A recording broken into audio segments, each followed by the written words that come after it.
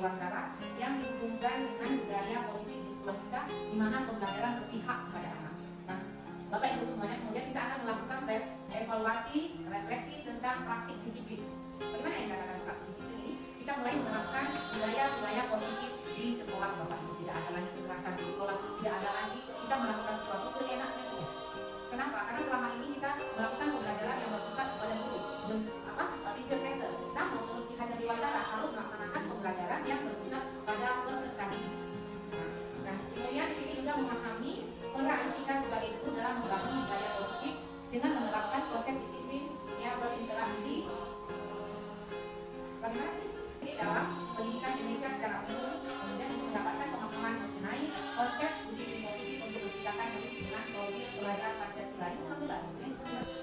Adapun capaian khusus yaitu mendemonstrasikan pemahaman tentang konsep budaya positif di dalamnya terdapat perubahan paradigma stimulus respon tentang teori kontrol, kemudian tiga teori motivasi perilaku manusia, motivasi internal eksternal IAS 19, hukuman penghargaan 5 kebutuhan khusus, kemudian posisi kontrol dulu dan segitiga restitusi. Nah, di sini saya akan mengajarkan kepada Bapak Ibu bagaimana yang dikatakan dengan disiplin positif, kemudian nilai-nilai kebajikan yang universal yang perlu diterapkan di sekolah, kemudian teori motivasi, hukuman, penghargaan dan restitusi, kemudian membentuk keyakinan kelas. Ini di PMM kemarin banyak ya keyakinan kelas.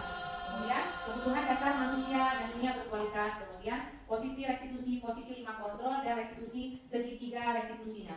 Baik, kita akan belajar pelan-pelan Bapak Ibu. Di sini ada sebuah paradigma. Nah, paradigma ini istilahnya kita mengambil pelajaran. Nah, di sini ada A dan B. Ada teman Anda, ibaratkan A, pokoknya siapa namanya, kemudian ada yang namanya B. Nah, kemudian di sini kita disuruh praktek sobeklah secara kertas, kemudian tulis benda apa yang sesuatu yang kita miliki, letakkan di tangan kita dan genggam sesuatu tersebut dengan segala daya kekuatan. Nah, jika teman B akan mencoba sekuat tenaga dan berbagai cara untuk kita meminta kita memberikan barang yang kita pegang itu untuk dia dengan rayuan bujukan. Nah, kita tadi ibaratkan ada sesuatu yang sangat penting buat kita di genggaman kita. Nah, kemudian ada orang lain yang ingin membujuknya untuk memberikan kepada orang tersebut. Apa yang akan kita lakukan? Bisa Bapak Ibu bayangkan itu? Nah, di sini menandakan bahwa perubahan teori kontrol. Kenapa dikatakan di genggaman kita? Karena kita yang memiliki kontrol. Kita nggak bisa mengontrol orang lain, tapi kita bisa mengontrol diri kita sendiri. Pokoknya kita ingin menghayal mengontrol, nggak bisa Bapak Ibu. Karena kekuatan kontrol itu ada pada diri kita sendiri. Nah, ilusi guru mengontrol murid. Kemudian murid ilusi bahwa kritik dan membuat orang merasa bersalah dapat menguatkan karakter. Ilusi bahwa semua penguatan positif efektif dan bermanfaat. Ilusi bahwa orang dewasa memiliki hak untuk memaksa. Bapak Ibu nanti kita akan belajar pelan-pelan. Di sini ada namanya teori kontrol menurut Dr. William Gesell. Ini adalah pakar yang menyatakan tentang bagaimana posisi kontrol, disiplin positif. Nah, mungkin Bapak Ibu pernah menerapkan bagaimana cara menerapkan disiplin positif di kelas. Pernah? Mungkin pernah Bapak Ibu. Di kelas 6 bulan pernah diterapkan, mulai dari kita membentuk keyakinan kelas. Kelas 1, kelas 2, kelas 3, sampai kelas 6 itu harus ada. Bagaimana caranya Bapak Ibu? Kita membuat kesepakatan. Jangan kita sendiri yang menghakimi, oh nah seperti ini posisi kontrolnya nggak boleh, oh seperti ini keyakinan kelasnya nggak boleh. Tetapi kita rembuk sama-sama, kita diskusikan bagaimana posisi bagaimana kesepakatan kelas itu terbentuk, sehingga terjadinya ataupun datangnya keyakinan kelas, lahirnya keyakinan kelas. Baik Bapak Ibu, di sini Anda tidak bisa mengontrol orang lain, hanya Anda sendiri yang bisa mengontrol diri Anda. Makna disiplin di sini belajar untuk mengontrol diri, kemudian menggali potensi kita agar mencapai tujuan yang kita inginkan. Nah, yang kita inginkan di sini adalah kalau kita sebagai seorang guru berarti semata-mata kita hanya ingin mewujudkan kebutuhan peserta didik, memenuhi kebutuhan peserta didik. Nah, kita lihat Bapak Ibu pada kenyataan ataupun pada lapangan kita melihat anak-anak kita banyak yang berbeda. Betul kan? Kita ngomong A, terkadang dia nyambungnya ke B. Kita suruh A, dia bertidaknya yang B. Kita seperti itu. Nah, kenapa hal ini bisa terjadi Bapak Ibu? Karena kebutuhan anak itu tidak terpenuhi oleh gurunya. Mungkin selama ini kita tidak menyadarinya. Nah, hari ini saya memaparkan ini supaya Bapak Ibu tahu apa sih kebutuhan anak. Makanya datang ke sekolah, kadang rumahnya tidak disayangi. Kan tidak mungkin. Kalau mungkin sih mungkin saja, tapi tidak ada hak kita untuk mendatangi rumahnya terus memberi pelajaran kepada orang tuanya begini terus posisi kontrol nggak mungkin. Tapi kalau di sekolah mungkin saja, karena itu tugas dan peran seorang pemimpin pembelajaran untuk menjelaskan ini. Jadi begitu kita menjadi seorang guru, kita harus tahu Bapak Ibu posisi kita itu siapa. Apa sih kebutuhan yang ingin diharapkan oleh anak? Mana contohnya? Kasih sayang. Dia tidak mau dimarah-marah. kita mengajak dia menjadi dekat sama kita. Nah, kemudian semua perilaku memiliki tujuan. Itu menurut teori navigasi yang bersifat ekstrinsik. Yang ditanya kalau ekstrinsik itu apaan sih? X artinya di luar, ya di luar makanya di luar dari jiwa dia, diri dia. Kalau intrinsik itu adalah nilai-nilai yang ada di dalam dirinya sendiri. Dari mana Bu? Terdapat itu setelah mereka diajarkan dan belajar. Nah, kemudian di sini mana motivasi ekstrinsik? Makanya menghindari hukuman, kemudian mendapat imbalan, itu kan proses dari luar. Dulunya memberi motivasi. Seperti itu. Kemudian kalau dari intrinsik, makanya dia menerapkan nilai-nilai kebajikan. Makanya kita lihat kita masuk kelas. Apa nih yang harus menghormati, saling menghargai, disiplin, walaupun memang mungkin disiplinnya sudah diterapkan di sini, tapi kita yang kita bagaimana? Baik, di sini ada 5 posisi kontrol. Yang pertama penghukum. Nah, inilah posisi kontrol yang memang kita harus tahu betul Bapak Ibu kita sebagai seorang guru supaya kita tidak salah jalan, tidak salah kaprah hanya gara-gara hal-hal yang kecil. Nah, makanya nanti ada dua yang melambung. Ya, sini ada Fitri tahu kenapa Ibu panggil ke ruangan Ibu? Ibu dengar Fitri tadi berkelahi dengan Mesya, apa benar? Nah, kenapa kamu berkelahi? Benar?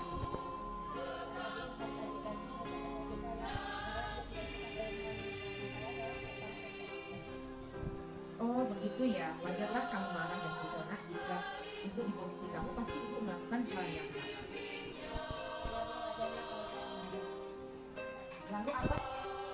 Lalu apa yang akan kamu lakukan terhadap Mesya ini? Oh begitu, pasti kamu berbuat seperti itu ada alasannya bukan?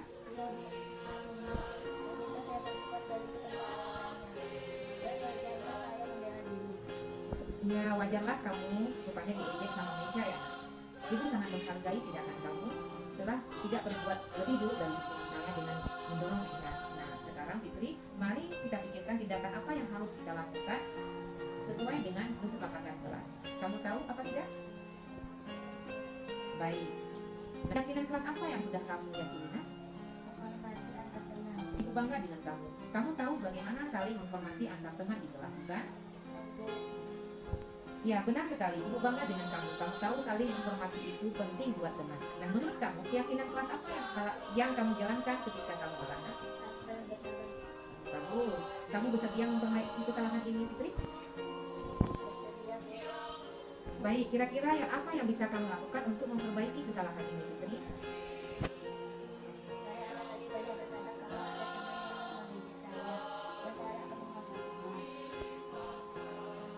Iya, bagus, tepat sekali tindakanmu. Ibu bangga dengan kamu. Tetap semangat ya nak. Nah, sekarang silahkan kamu masuk ke dalam kelas. Terima kasih Bu. Sama-sama Fitri, silahkan masuk ke ruangan dan belajar dengan semangat. Apa kabar nak? Warahmatullahi wabarakatuh. Waalaikumsalam warahmatullahi wabarakatuh. Baik anak ibu semuanya, hari ini kita akan membuat keyakinan kelas. Pada minggu yang lalu kita sudah membuat kesepakatan kelas. Anak-anak ibu sudah paham semua tentang kesepakatan kelas kan? Ya baik. Nah hari ini kita buat kelanjutannya tentang keyakinan kelas. Keyakinan kelas itu adalah keyakinan yang kita wujudkan berdasarkan nilai-nilai universal yang sudah kita sepakati bersama.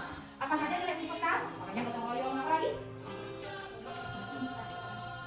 Ya, saling menghargai. Apa lagi nak? Yang kita tulis kemarin? Apa lagi? Iya, boleh menjaga ketertiban. Apa lagi nak? Ya baik, hari ini akan kita buat secara diskusi kelompok. Jadi akan bagikan kertas ini, silahkan kita berdiskusi. Kemudian keyakinan apa yang akan kita sepakati satu kelompok, ibu kasih poin 1 ya, boleh ya? 1, keyakinan kelas apa yang kita sepakati. Ingat, tidak boleh ada kata-kata negatif. Masih ingat apa kata negatif? Apa kata negatif nak? Ya, tidak boleh di dalam keyakinan kelas itu ada kata-kata tidak. Satu lagi, di dalam keyakinan kelas itu tidak boleh ada kata-kata jangan. Paham? Ya baik, kita mulai ya. Silakan tulis, kemudian disebutkan kelompok asli kelompoknya, sudah tulis sebagai yang kelas dan DPR silakan tulis. Baik, silakan keluarkan diri kenalannya melalui ini. Silakan. Silakan. Ya, silakan apa yang dibuatkan dalam kepada kelas ini. Kita akan membuat hasil yang kelas mengenai nilai buatkan misalnya teman kepada kelas.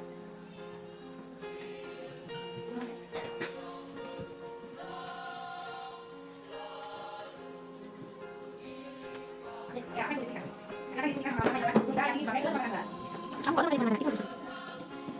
Udah, mulai sekarang isi kan? Apa yang ya kan?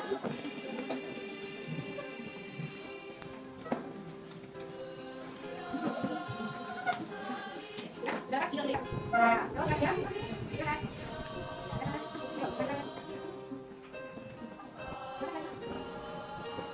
Nah, kelompok yang terakhir silahkan membaca keyakinan kelas yang sudah dibuat. Ibu saat suaranya.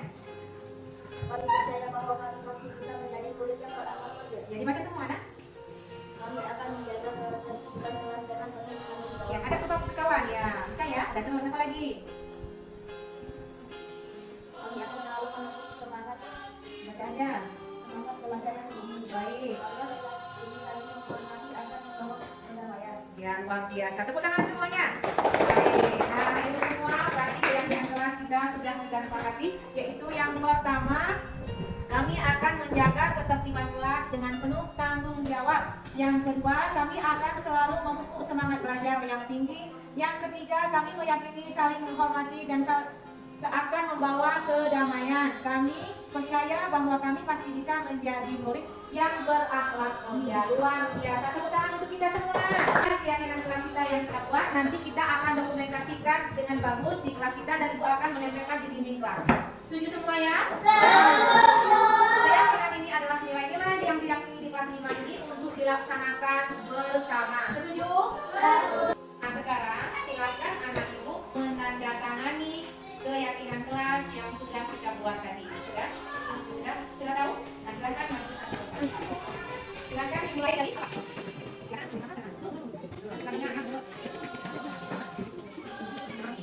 Nanti kita sudah menandatangani keyakinan kelas yang sudah kita sepakati bersama. Untuk ini bukan harap silakan dilaksanakan dengan sepenuh hati. Apabila suatu saat nanti kesepakatan kelas ini belum dibuat, maka akan kita ubah lagi ya. Ya, ini tanda tangan anak ibu semua.